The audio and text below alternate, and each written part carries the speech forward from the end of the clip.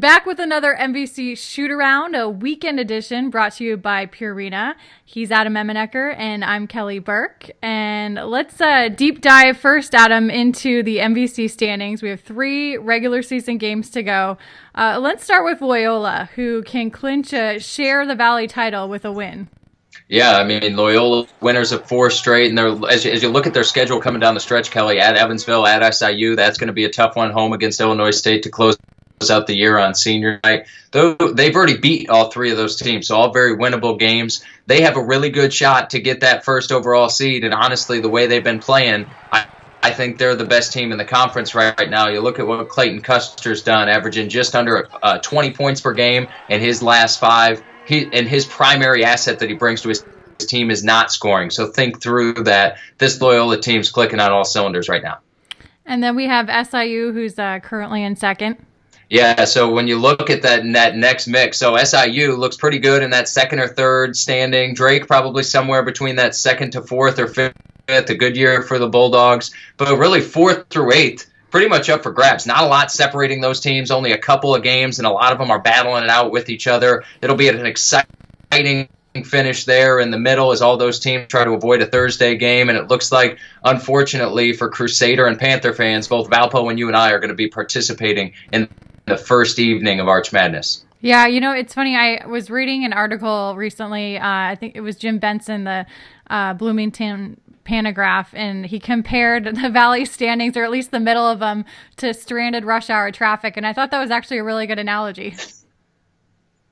Yeah, it's funny. You know, you look at it, it seems like, you know, in years past, we've had teams in the top 15, top 20 in the country at the top of the league, and maybe the bottom of the league's been a little bit weaker in the past few anyway.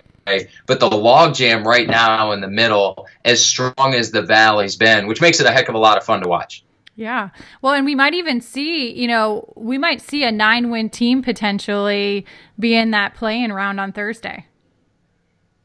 Yeah, and we saw that a few years ago, right? I think it was a Drake team, actually, that was tied at, or had a 9-9 record, 500 in conference. They were tied for 3rd and ended up in that 7 or 8 seed. So funny how that works, but what that tells you, especially in a year where so many teams have won their home games, you have to defend that home turf. So for some of the teams that are lucky, fortunate enough to have 2 home contests to close this one out, got to take advantage of every chance you have to win at home.